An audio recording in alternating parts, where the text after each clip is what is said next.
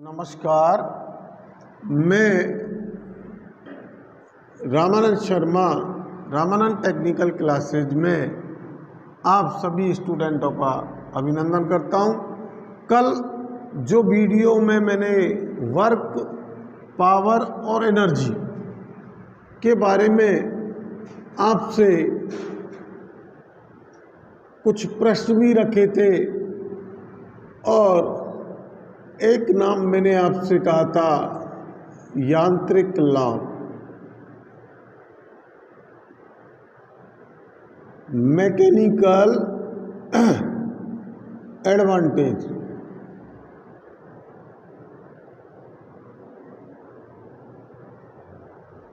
इस चीज को आपने सरल मशीनों में, पुली में आपने देखा होगा।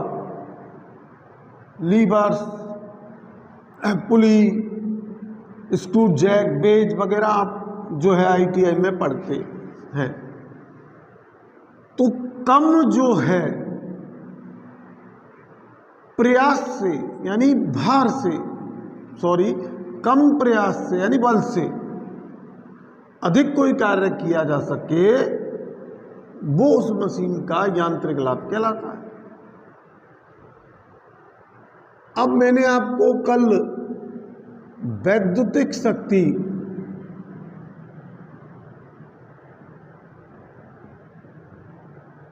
की परिभाषा, यूनिट और आपको जो है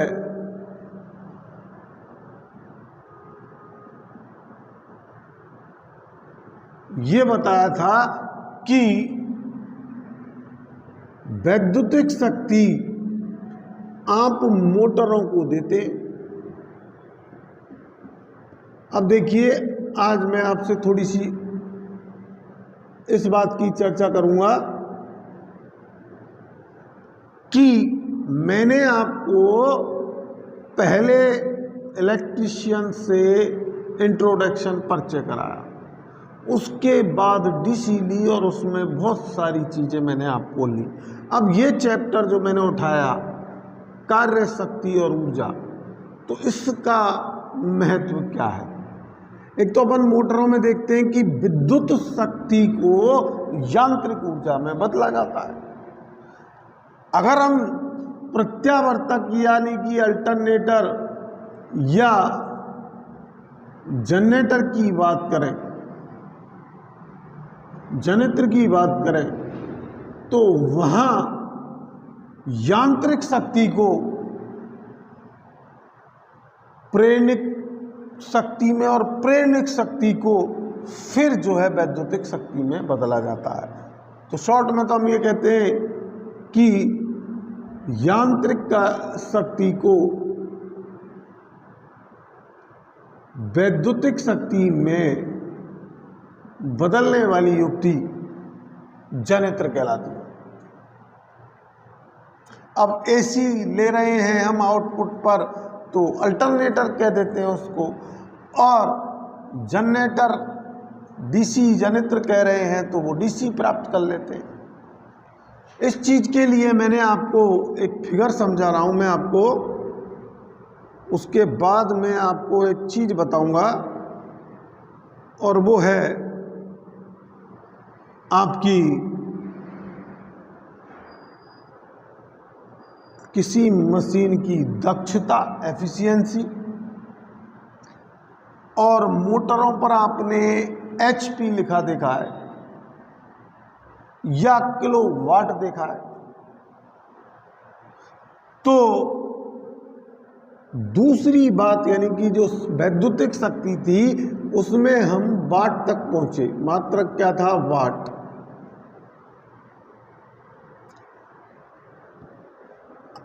अब आप ये मान लें कि एक कॉइल है, एक कुंडली है या आर्मेचर है, और उसको चुंबकीय क्षेत्र में घूर्णन कराया जा रहा है, यानी आपको घूर्णन कराया जा रहा है। ये मैं पहले भी बता चुका हूं कि घूर्णन कराने के लिए जिस उपकरण या जिस युक्ति का प्रयोग करोगे उसे आप प्राइम मूवर कहते हैं, यानी प्राथमिक घूर्णक। तो एक प्रश्न मैंने आपको क्वेश्चन के लिए जो वीडियो दी थी उसमें आपसे किया था कि आर्मेचर के सिरों पर उत्पन्न विद्युत वाहक बल की प्रकृति कैसे निर्धारित करेंगे कि अब पॉजिटिव आ रहा है या अब नेगेटिव आ रहा है। आर्मेचर के इस सिरे पर पॉजिटिव आएगा यानी ईएमएफ की प्रकृति जो है पॉजिटिव होगी, और दूसरे सिरे पर नेगेटिव आएगा। तो आप जानते हैं कि चुंबक के दो ध्रुव हैं और आपको ये खूब आवेशों में बताया है कि समान ध्रुव प्रतिकर्षित हो, समान जो है आवेश वो प्रतिकर्षित होते हैं और असमान आवेश आकर्षित होते हैं। तो अब यहाँ फिर चुंबक में जब जाओगे आप तो हम देखेंगे कि समान ध्रुव प्रतिकर्षित होते हैं और असमान ध्रुव आकर्षित होते हैं। तो जब ईएमएफ चालक में आर्मेचर के में पैदा होगा तो कहने का मतलब है अगर यहां पर उत्तरी ध्रुव का मतलब नेगेटिव, तो अगर उत्तरी ध्रुव की तरफ आर्मेचर का जो सिरा है तो उसके सिरों पर पॉजिटिव ईएमएफ उत्पन्न होगा और दक्षिणी ध्रुव की तरफ जो सिरा आएगा उसके सिरों पर नेगेटिव ईएमएफ होगा। तो अब आप जान गए कि आर्मेचर जब घूमता है तो उत्तरी ध्रुव की तरफ जो ईएमएफ है वो पॉजिटिव रहेगा और जो दक्षिणी ध्रुव की तरफ है ईएमएफ वो नेगेटिव रहेगा। तो जैसे ही आर्मेचर घूमेगा तो अपनी जैसे अब ए और सी बिंदु पर क्या है विद्युत वाहक बल की प्रकृति पॉजिटिव है। अब ये जो घूमता हुआ जब भी एस की ओर जाएगा और वो घूमता हुआ एन की ओर आएगा तो जो माइनस था वो तो हो जाएगा इधर आकर के पॉजिटिव और जो इधर प्लस था वो उधर जाकर के नेगेटिव हो जाएगा। इसीलिए हमेशा ये कहा जाता है, क्योंकि अब देखो धारा में मान और दिशा बदल रहे हैं, इसीलिए हमें कभी हमने ये नहीं कहा मैंने आपसे कि आर्मेचर के सिरों पर डीसी उत्पन्न होती है या किसी ने कहा हो कि आर्मेचर के सिरों पर तो ईएमएफ की प्रकृति देखिए आपने। इस प्रकार मैंने क्या कहा था कि एसी क्यों कह रहे हैं, किसी ने कभी यूं कहा है कि आर्मेचर के सिरों पर जो ईएमएफ उत्पन्न होता है उसकी जो है विद्युत वाहक बल की या ईएमएफ की प्रकृति है वो परिवर्तनशील नहीं है। तो इसीलिए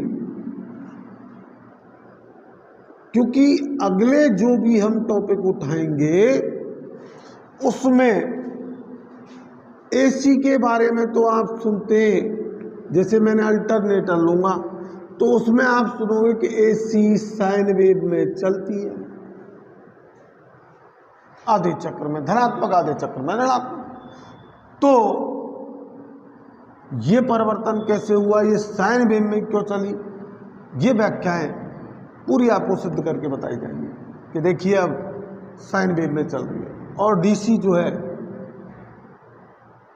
हर चक्र में प्लस कैसे चल रही है। अब बात चल रही थी हमारी वैद्युतिक शक्ति की और जिसका मात्रक मैंने बताया, बात कल यहीं तक बताया। अब मैंने कहा कि मोटरों की नेम प्लेट पर आप जो है या तो एचपी देखते हैं या kW किलोवाट देखते हैं। अब HP यानी हॉर्स पावर यानी अश्व शक्ति क्या है?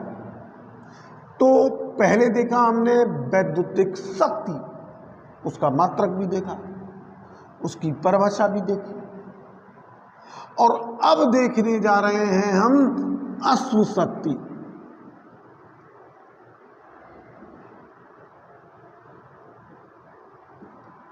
Horse power. अब हॉर्स पावर का आप दो प्रणालियों के आधार पर परिभाषित करते हैं, यानी जितनी भी आपको गाइडलाइंस बुक मिलेंगी, कंपटीशन की कोई नोट्स मिलेंगे, तो उनमें आपको या तो वो मीट्रिक प्रणाली बताएगा, क्योंकि इन दोनों प्रणालियों का नाम मैं कल आपको बता चुका हूं। एक आपको बताएगा ब्रिटिश,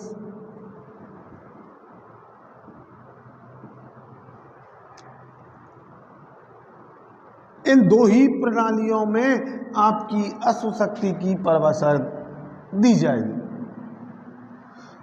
तो अब मुझे बताएं कि मीट्रिक प्रणाली में हम जैसे परिभाषित करते हैं, वो कैसे करते हैं कि 75 किलोग्राम मीटर प्रति सेकंड की दर से यदि कोई मशीन कार्य करती है तो उत्पन्न शक्ति एक अश्व शक्ति कहलाती है, 1 HP कहलाती है। या आप कहते हैं कि 550 पाउंड फुट प्रति सेकंड की दर से ब्रिटिश प्रणाली में कोई मशीन कार्य करती है तो उत्पन्न शक्ति एक अश्व शक्ति कहलाती है। अब HP की गणना आपको जो है मोटरों में जो न्यूमेरिकल्स आते हैं आपके, या तो ब्रिटिश प्रणाली में या मीट्रिक प्रणाली में आपको कैलकुलेशन करवाता है। इसका मैं अभी एक उदाहरण दूंगा, लेकिन पहले हम ये देख लें कि आप ये कहते हैं कि मीट्रिक प्रणाली में 1 हॉर्स पावर 735.5 वाट के बराबर होता है। उसको आप रटते, तो देखिए रटने की जरूरत नहीं है आपको। फिर मैं आपसे एक प्रश्न कर रहा हूं कि 75 किलोग्राम मीटर प्रति सेकंड ही क्यों कहा गया है? इसका आप बताएं कि पूरा अर्थ समझना चाहते तो आप कमेंट्स कीजिएगा मुझे, मैं कल पूरा अर्थ बताऊंगा आपको। अब देखिए 1 HP। अब यहां क्या है, आपने देखा था कि कार्य करने की दर को शक्ति कह रहे हैं हम, तो यहां जो कार्य है उसकी इकाई है kg मीटर। लेकिन मैंने तो तुम्हें कल न्यूटन मीटर बताया था और फिर जूल कहा था। तो अब ये kg को हम किस में बदलें? न्यूटन में। तो न्यूटन मीटर प्रति सेकंड हो जाएगा। अब आप जानते हैं कि 1 न्यूटन जो है वो 9.81 किलोग्राम के बराबर होता है। तो 75 गुना 9.81 न्यूटन मीटर प्रति सेकंड, और न्यूटन मीटर प्रति सेकंड को आप क्या, न्यूटन मीटर को आप जूल कह रहे थे कल, हमने क्या कहा था? जूल। अब हो गया जूल प्रति सेकंड, और जूल प्रति सेकंड को ही हमने कल परिभाषित किया था वाट से। तो जब इसको आप मल्टीप्लाई करोगे, गुना करोगे, तो आपके पास 735.75 आएगा, जिसे पूर्णांकित करने के लिए उसमें 0.25 को कम करके और मानक स्टैंडर्ड ये तैयार कर दिया गया कि 735.5 वाट। तो अब आप समझ रहे होंगे कि अगर आपको ये परिभाषा है तो फिर आपको ये रटने की जरूरत नहीं है।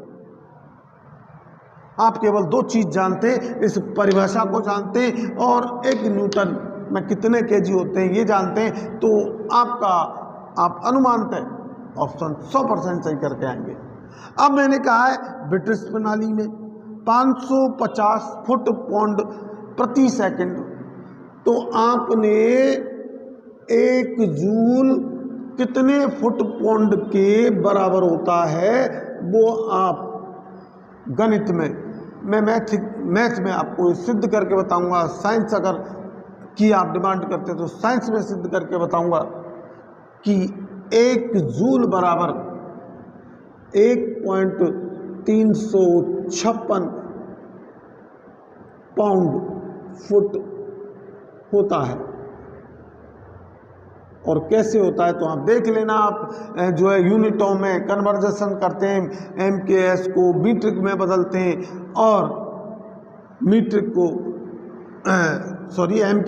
मीट्रिक को आप ब्रिटिश में बदलते हैं और ब्रिटिश को आप मीट्रिक में बदलते हैं। ये तो आपका सबसे पहला जो चैप्टर है वो WCS में आपने देखा होगा, पढ़ा नहीं होगा तो आपने जरूर देखा होगा, यूनिट नाम का चैप्टर। और यूनिटों से संबंधित हमारे कम से कम 3 प्रश्न आपको हर कंपटीशन में मिलेंगे, चाहे वो साइंस हो चाहे थ्योरी हो। तो अब देखिए 550, अब इसको कितने से गुना कर दिया गया, 1.356, तो ये बन गया जूल प्रति सेकंड। अब जूल प्रति सेकंड बन गया तो ये हो गया वाट। अब ये वाट हो गया, तो जब इसको आप इससे गुना करेंगे तो 745.8 के समथिंग आएगा। अब वहाँ 0.25 हमने कम किया था, यहाँ वो आपको प्लस करके और एक पूर्णांक अंक बना देते हैं मानक रूप में कि 746 वाट होते हैं 1 HP में ब्रिटिश में। तो अगर आपको ये परिभाषा याद है और ये याद है तो आपको ये 746 रटने की कोई आवश्यकता नहीं। विशेष करके मैथ के स्टूडेंट और टेक्निकल से जुड़े हुए स्टूडेंटों का अगर बेसिक कॉन्सेप्ट क्लियर करना है तो वो इस बात पर ध्यान दें। अब भैया फिर भी आपको रटना है तो आप खूब रटें। अब देखिए अश्व शक्ति की परिभाषा हो गई। अब जो शक्ति जो है वो किलोवाट में है, वाट में। अब यहां 2 प्रश्न और बन गए कि मैंने कहा किलोवाट, तो अगर किलोवाट में मोटर की शक्ति दी गई है अश्व शक्ति, तो फिर उसे अश्व शक्ति में कैसे परिवर्तित करें। तो 1 किलोवाट। अब आप देखिए यहां आपको ये वाट जो है वो किलो में अगर बदलना है तो 1000 का भाग दोगे, यानी 1 2 3, यानी कि आपका ये आ गया 0.7355 किलोवाट। अब जब इसको इधर लाओगे तो ये इकाई हो जाएगा और HP 1/0.7355। जब आप इसको भाग दोगे तो ये 1.35 HP आएगा। और ये आप फिर ये भी रट रहे हैं, 1 किलोवाट में 1.35 HP होता है के बराबर होता है। तो हमसे ये प्रश्न भी तो दे सकता है भाई, मोटर हम पढ़ नहीं रहे क्या इलेक्ट्रीशियन में कि एक मोटर की नेम प्लेट पर 15 किलोवाट लिखा है तो उस मोटर की HP निम्न में से होगी। तो वो भी तो एक न्यूमेरिकल बन गया आपके लिए। अब देखिए यहां फिर इधर आए हम किलोवाट की स्थिति में, तो हमको 1000 का भाग देना है, यानी कि ये आपका 0.746 kW हो जाएगा। और जब इसको इधर आप लाओगे तो 1 kW बराबर 1/0.746 HP। अब इसमें जब इसका भाग दोगे तो 1.34 HP। तो अब आपको इसे भी रखने की जरूरत नहीं है ब्रिटिश में, 1 किलोवाट ब्रिटिश में 1.34 HP आ गया। तो ये तो शक्ति से संबंधित जो है बात है वो हुई।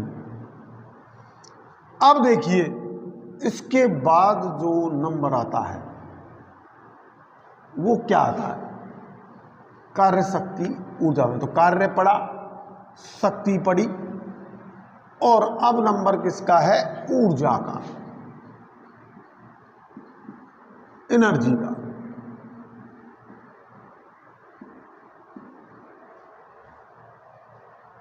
अब देखिए आप ऊर्जा को परिभाषित कैसे करते हैं, कार्य करने की क्षमता,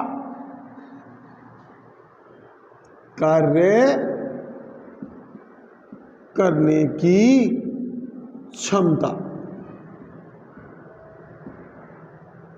वर्क ऑफ कैपेसिटी।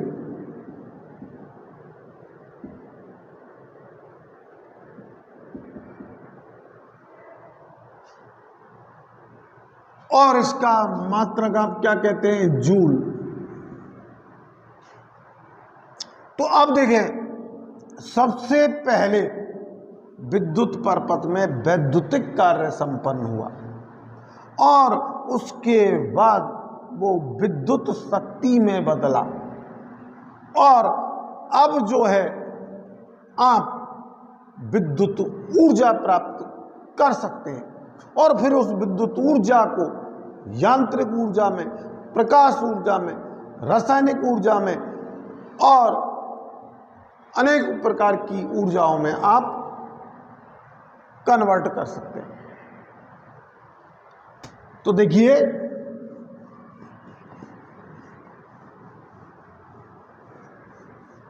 कि अभी मैंने कहा कार्य करने की क्षमता को ऊर्जा कहते हैं, और वस्तु या तो यानी आपकी मोटर है, आपका जनरेटर है, या तो शुरू में जब उसे विद्युत से नहीं जोड़ा गया मोटर को, तो उसकी शाफ्ट स्थिर अवस्था में होगी।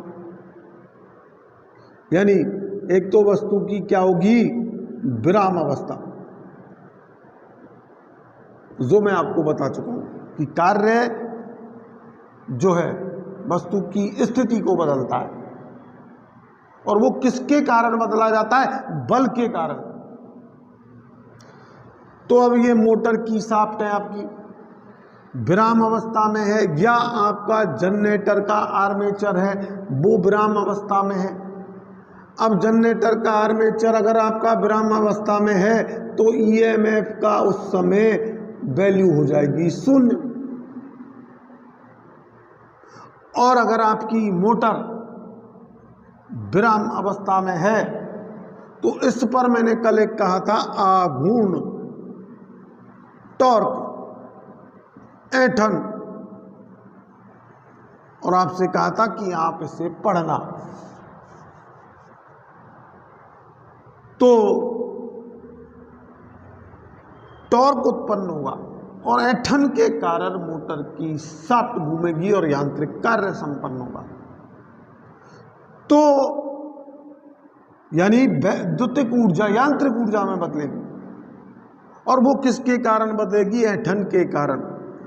और मोटर को जब विद्युत दी जाएगी तो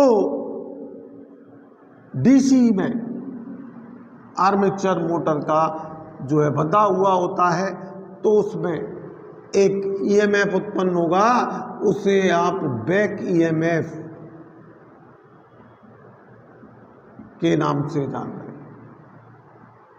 और उस ईएमएफ के कारण टॉर्क उत्पन्न होगा और मोटर घूमना शुरू कर देगी। अब देखिए, एक प्रश्न जो मोटरों में आपको सबसे ज्यादा पूछा जाता है वो क्या है कि मोटर को यदि सीधी वोल्टता आरोपित कर दी जाए, यानी बिना स्टार्टर के उसे स्टार्ट कर दिया जाए, यानी कि प्रवर्तक जिसे स्टार्टर को कहते हैं, तो उसके बाद उसका प्रवर्तन के समय जो है आर्मेचर जल जाता है।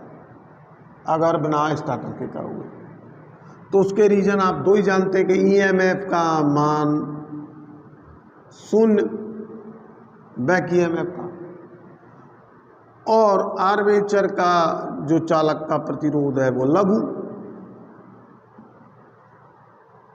इसलिए वो हम सीधा स्टार्ट नहीं करते। तो ये बात मैं खुल करके आपको बिल्कुल प्रैक्टिकली तरीके से मोटरों में बताऊंगा, डीसी मोटरों में। अब डीसी मोटरों में हम आर्मेचर कह रहे हैं घूमने वाले भाग को, जबकि एसी मोटरों में आप रोटर क्यों कहते हैं छोड़ करके यूनिवर्सल मोटर को, चाहे वो 3 फेज है चाहे सिंगल फेज है, उसमें आप रोटर ही कहते हैं। फिर इस बात पर भी विचार करना।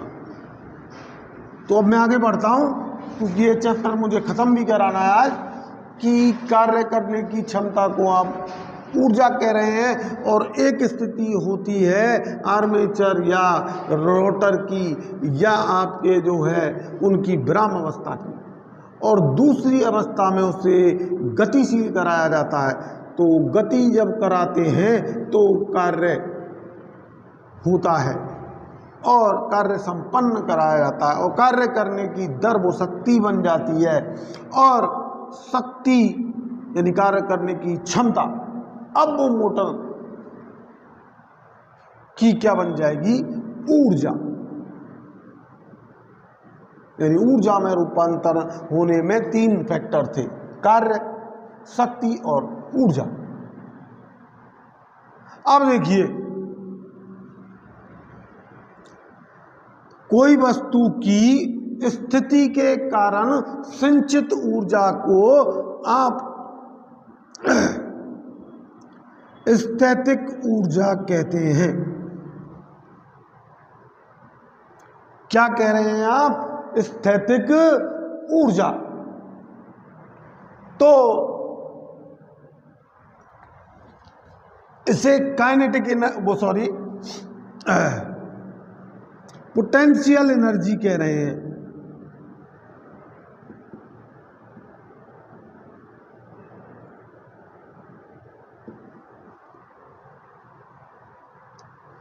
और गति के कारण जो ऊर्जा उत्पन्न होती है वो गतिज ऊर्जा कहते हैं आप। तो अब ऊर्जा के कितने रूप हुए, स्थैतिक ऊर्जा और गतिज ऊर्जा। इनका मैं अभी खुल करके आपको बता रहा हूं कि इसको कहते हैं काइनेटिक एनर्जी। अब स्थैतिक ऊर्जा और गतिज ऊर्जा में आप अंतर देखते हैं, फार्मूलों का अंतर देखते हैं। फिर मान लीजिए आपको किसी कुएं से, बैल से मोटर द्वारा पंप की सहायता से पानी को निकालना है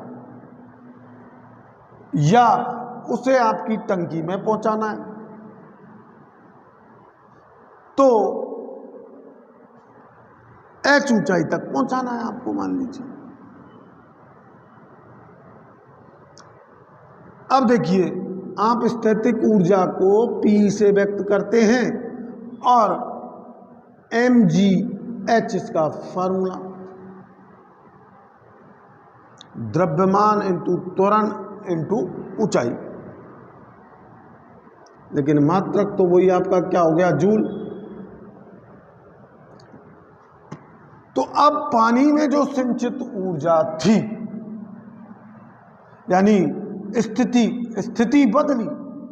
कुएं में जो पानी था, अब वो पानी अपनी स्थिति परिवर्तन करके बाहर आया या टंकी में गया पंप की सहायता से। तो ये स्थैतिक ऊर्जा थी इसमें। अब गतिज ऊर्जा की बात करते हैं हम। तो वस्तु में गति के कारण संचित ऊर्जा को आप गतिज ऊर्जा कह रहे हैं। तो आपका पंखा है, जब स्थिर है तो उसमें स्थैतिक ऊर्जा, जैसे ही आप बटन ऑन करते हैं तो वो स्थैतिक ऊर्जा किस में बदल जाती है, गतिज ऊर्जा में। फिर उस गति को रोकने के लिए आपको बल ही लगाना पड़ेगा। तो गतिज ऊर्जा जो है उसको आप जो है के से प्रदर्शित करते हैं, और इसका सूत्र आप लेते हैं 1/2 mv² जूल।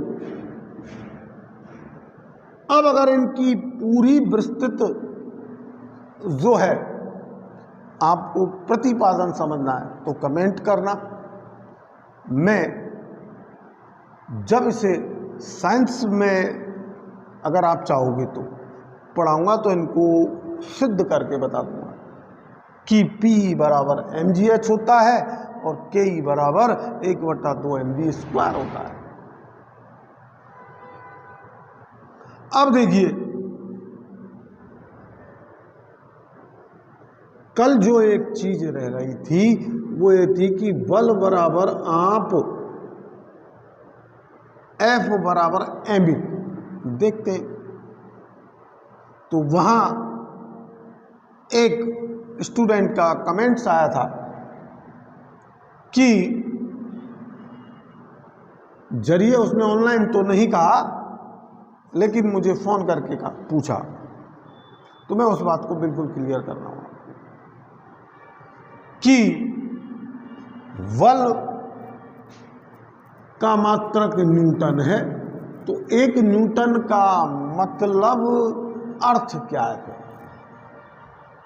अब देखिए, एक तो है द्रव्यमान, जिसको मैंने कल बोर्ड पे लिखा था द्रव्यमान या सहती।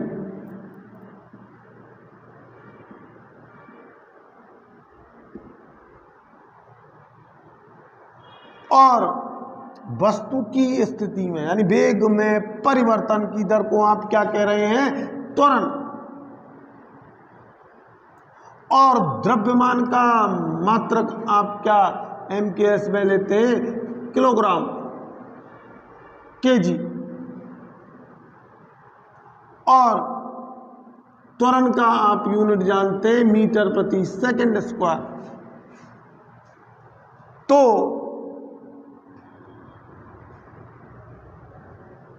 ये न्यूटन का क्या हो गया? अर्थ। अब इसकी परिभाषा के बारे में कहेंगे तो मैं आपको परिभाषा बता दूंगा। अब देखिए, दूसरा आपने देखा डायन, बल का मात्रक। तो अब CGS पद्धति पर आ गए तो किलोग्राम से छोटा ग्राम, मीटर से छोटा सेंटीमीटर, और समय का तो वही सेकंड स्क्वायर। तो डायन का मतलब क्या हुआ फिर? ग्राम इंटू सेंटीमीटर प्रति सेकंड स्क्वायर। अब एक था पाउंडल।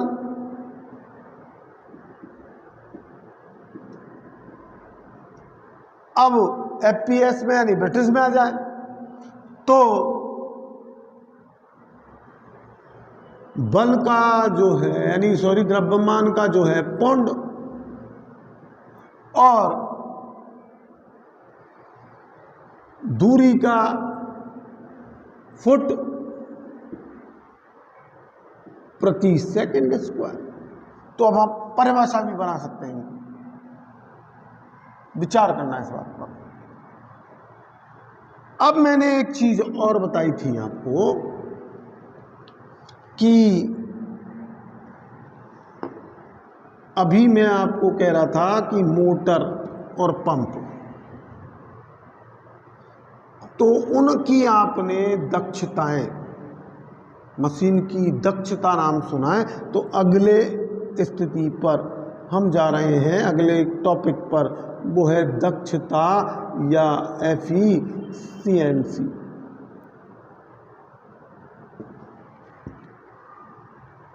तो सरल मशीनों में तो आप दक्षता को सीधा परिभाषित कर देते हैं, यांत्रिक लाभ और वेग अनुपात का अनुपात उस मशीन की दक्षता कहलाता है। लेकिन यहां जो चीज घटित हो रही है मोटरों में, वो क्या है? तो वो है आपका, एक तो होता है जैसे मोटर को आपने विद्युत दी, यानी इनपुट, निवेश क्या कराया, निवेश क्या था, और हमें उस निवेश कराने पर क्या मिला, निर्गत, जिसे आउटपुट कहते हैं। तो निर्गत बटे निवेश,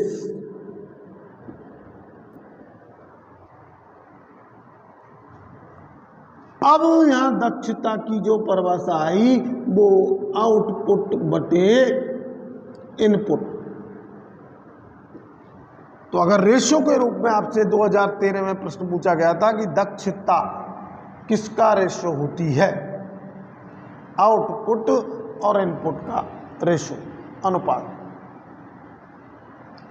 अब हम भी ये जानते हैं कि हम जितना खाना खा रहे हैं उतना हमको जो है ऊर्जा प्राप्त नहीं होती, क्योंकि कार्य तो हमारे बॉडी के अंदर भी होता है, फिर उससे शक्ति मिलती है और फिर कार्य करने की ऊर्जा मिल जाती है, क्षमता मिल जाती है, एनर्जी मिलती है आपको।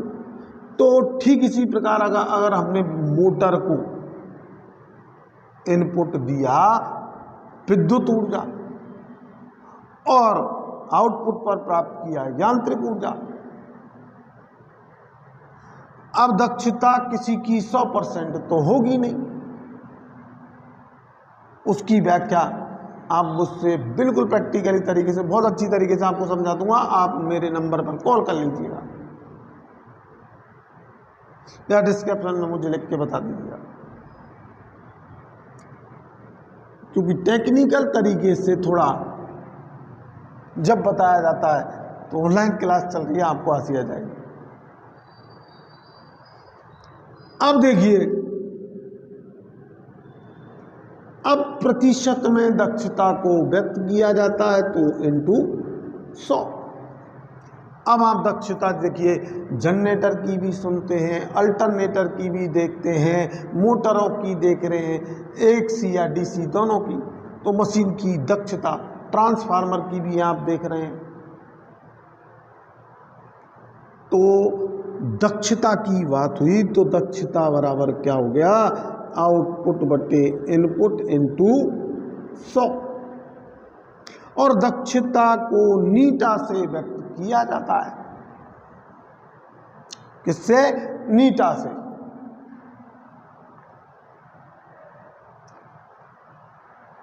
अब कार्य शक्ति और ऊर्जा, ऊर्जा के बाद आई एफिशिएंसी,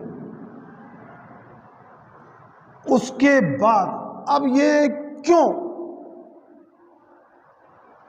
हम जितना निवेश कराते हैं, जितना इनपुट देते हैं, उतना ही आउटपुट क्यों नहीं प्राप्त होता, और जितना निवेश दिया उतना ही अगर आउटपुट प्राप्त हो गया तो फिर वो चीज आप क्या कहते हो, आदर्श या वियोजन, निम्मी में नाम है इसका, आइडियल। तो कोई भी चीज आइडियल नहीं है। हालांकि मैं भी मेरे बारे में बता दूं कि पूरी तरीके से मैं भी आदर्श नहीं हूं, कुछ न कुछ तो मैं जो खाता हूं उतनी ऊर्जा प्राप्त नहीं कर पाता। तो कहने का मतलब है, अब वो चीज आई कैसे कि मोटर पर ही ले लें हम, आपने दी विद्युत ऊर्जा, और आर्मेचर में है चालक यानी वाइंडिंग है। अब उसमें करंट गई तो वहाँ वोल्टेज ड्रॉप हुए। वोल्टेज ड्रॉप होने के कारण वहाँ उतना बल आघूर्ण नहीं मिल पाया जितनी वैद्युतिक शक्ति दी गई थी, यानी आउटपुट नहीं मिल पाया। तो अब यहाँ हानि जिसे आप कह रहे, कल मैंने ये भी कहा था कि हम लॉसेज पढ़ेंगे, इसी चैप्टर में लॉसेज पढ़ेंगे। वो क्यों पढ़ेंगे? क्योंकि आउटपुट और इनपुट बराबर नहीं होते, हमेशा इनपुट से आउटपुट आपको कम मिलता है। तो वो किसके कारण मिलता है? हानि के कारण, लॉसेज के कारण। जो आप हर मशीन की दक्षता पढ़ोगे, हर मशीन में लॉसेज पढ़ोगे। तो अब दक्षता की बात आती है, क्योंकि दक्षता भी कितने प्रकार की होती है, मैं आज के वीडियो में आपसे प्रश्न कर रहा हूं। एक आपने यांत्रिक दक्षता नाम सुना होगा, एक आपने यानी मैकेनिकल एफिशिएंसी, और एक आपने जो नाम सुना होगा वो क्या सुना होगा? वो आपने नाम सुना होगा कि इलेक्ट्रिकल एफिशिएंसी, वैद्युतिक दक्षता। एक आपने व्यावसायिक दक्षता भी नाम सुना होगा, कॉमर्शियल एफिशिएंसी। अब जो मैंने फिगर बनाया था उस पर आप विचार करके देखना अल्टरनेटर जनरेटर का, कि कहाँ कौन सी दक्षता थी और कहाँ कौन सी दक्षता में बदल गई। और अब जब वो परिपथ में गई, यानी कि आपने वितरित कर दी विद्युत, तो विद्युत ऊर्जा, वैद्युतिक दक्षता फिर किस में बदल गई? क्या इसके बीच भी कोई दक्षता थी मशीन की? ये भी विचार करना। अब देखिए,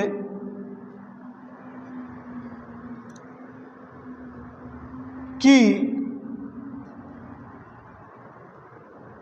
दक्षता के बारे में आपने देख लिया। अब यहां मैं वे दो वर्ड जो आपको मैंने कल बताए थे कि उन पर विचार करना, इस पाठ का यहां पर समापन करूंगा। लेकिन समापन अभी वैद्युतिक कार्य शक्ति, वैद्युतिक पावर का नहीं हुआ, क्योंकि मैंने आपको जो है 3 चीजें बताई थी और उनको नाम दिया था प्राचल, पैरामीटर,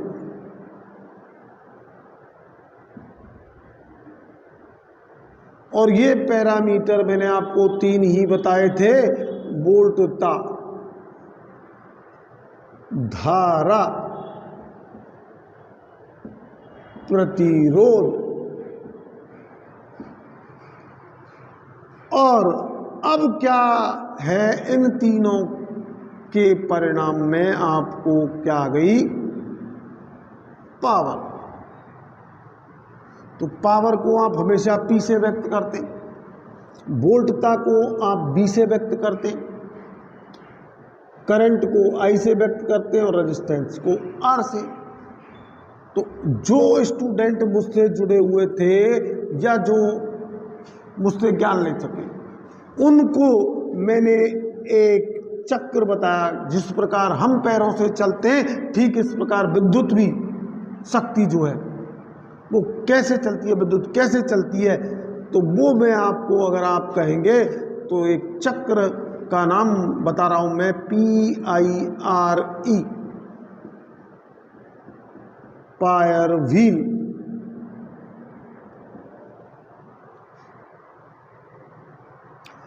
और पायर को पैर कहते हैं और व्हील को चक्र। इस चक्र में निर्माण जो इसका किया जाता है, ये प्रश्न आ चुका है। वो 2 नियमों के आधार पर ही किया जाता है, ओम का नियम, और एक कल हम सिद्ध कर ही चुके, वो है शक्ति नियम, बाटला। अब ओम के नियम में आप जानते हैं I बराबर B बटे R, या B बराबर IR, या R बराबर B बटे I। तो 3 सूत्र इससे निकले, और 3 ही फिर इससे निकल रहे हैं आपके। देखिए, P बराबर BI, और B बराबर P बटे I, और I बराबर P बटे B। तो अब सूत्र कितने हुए? 6, और 2 में आपको, एक तो ये शक्ति का, और 2 मैंने आपको कल निकाल करके बताए थे, P बराबर I स्क्वायर R, जो जूल्स में सूत्र में मैंने आपको बताया था हीट की जो है कैलकुलेशन करने के लिए। और एक आप जब रेजिस्टेंस का वैल्यू निकालोगे तो उस समय आपको लैंपों के जो न्यूमेरिकल्स आएंगे उसमें आपको ये प्रश्न जो है ये सूत्र मिलेगा, P बराबर B स्क्वायर बटे R, जिसको मैं प्रतिपादित कर चुका हूं। अब ये हो गए आपके 8, अभी 4 सूत्र। तो पायर व्हील, तो मैंने कहा था अभी 8 सूत्र हुए हैं। अब उन 4 सूत्रों को आप इन्हीं सूत्रों में देखना और न्यूमेरिकल्स के लिए हल करने की कोशिश करना। तो लैंपों के सवाल आपको इसी से मिलते हैं, दक्षता के सवाल आपको इसी से मिलते हैं, लॉसेज के सवाल आपको इसी चैप्टर से मिलते हैं। आपको वोल्टेज, करंट, रेजिस्टेंस, पावर निकालने के जितने भी आपको मशीनों के प्रश्न हैं वो इसी से मिलेंगे, न्यूमेरिकल हैं वो। तो अब मैं आपको अभी तक केवल, जैसे मकान जब बनाया जाता है तो उसकी नींव खोदी जाती है, ठीक उसी प्रकार मैंने एक नींव खोद करके और आपकी नींव भरी इन 3 चैप्टरों के माध्यम से। अब मैं आपको कमेंट्स के लिए ये कह रहा हूं कि आप किसी भी चैप्टर को पढ़ने के योग्य हैं, जिनको आप कठिन समझते हैं उसका नाम बताना कमेंट्स में, और अगली वीडियो में मैं उसी चैप्टर से आपकी शुरुआत करूंगा। तो आज आपकी क्या खड़ी हुई? फाउंडेशन। और आप जानते हैं कि बच्चे की जब तक फाउंडेशन नहीं है या मकान की फाउंडेशन सही नहीं है तो एक अच्छा फ्यूचर या एक अच्छा मकान खड़ा नहीं किया जा सकता। तो अब इस वीडियो को देखने के बाद सब्सक्राइब करें, लाइक करें और ज़्यादा से ज़्यादा शेयर करें। मैं आपके सजेशंस का वेट कर रहा हूं। दूसरा, आपको मैंने मैथ की वीडियो डाली जिसमें टिक्नोमेट्री में अभी मैंने पूरा चैप्टर नहीं किया, ट्रिक्स नहीं बताई, ना ही नंबर सिस्टम में। तो अगर आप देखना चाहते हैं कि ट्रिक्स कैसे बनती है तो उसके लिए भी कमेंट्स करना, और एक बार नहीं तो 2 बार वीडियो देख करके आप समझें कि मेरा एम क्या है, उद्देश्य क्या है।